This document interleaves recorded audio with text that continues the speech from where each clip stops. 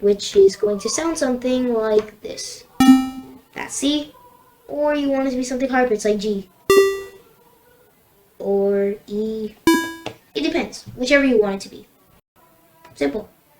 And duration is basically how long it plays in seconds. So right now, this beat plays for 0.5 seconds.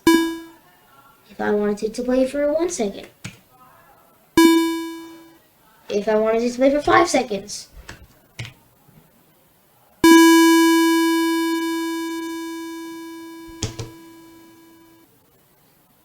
You don't really need any music theory for this.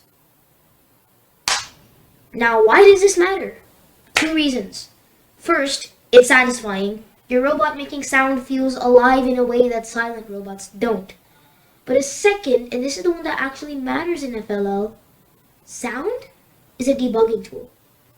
So here's the situation.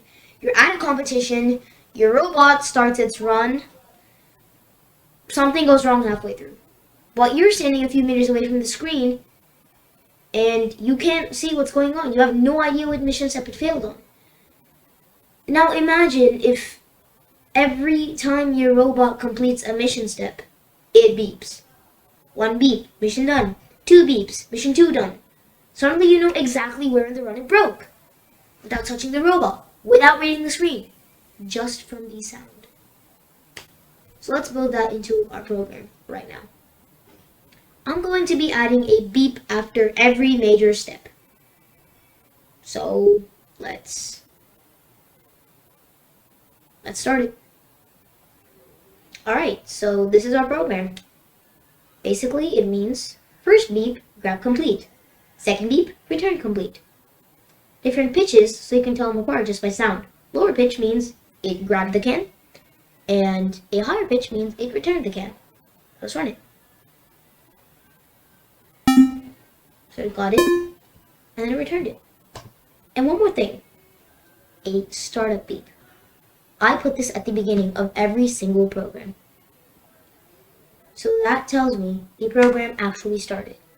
In FLL, sometimes you press run and nothing happens.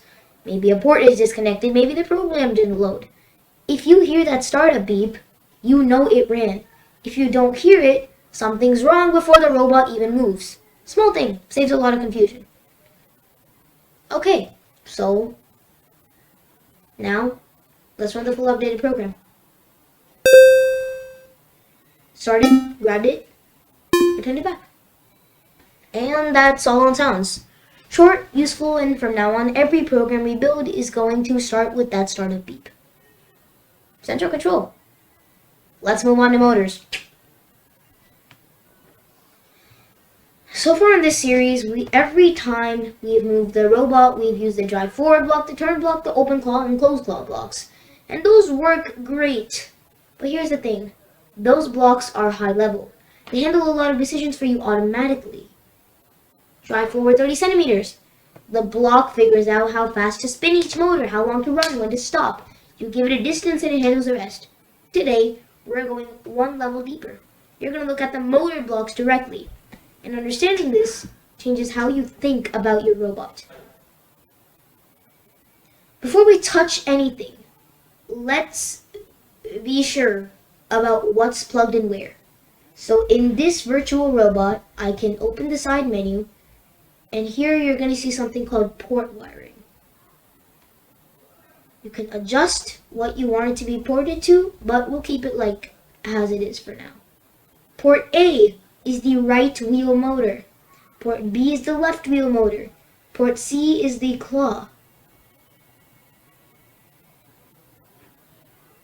Port D is the distance sensor, which you can see right here. So if I move it back, you can see that the distance sensor shows how far I am. Port E is the color sensor. It shows what color the ground is. White. And port F is the force sensor. Right now I'm putting 0 newtons on this can, but if I ram into it, I might be putting force on it. No. Okay, fine. I give up, bro.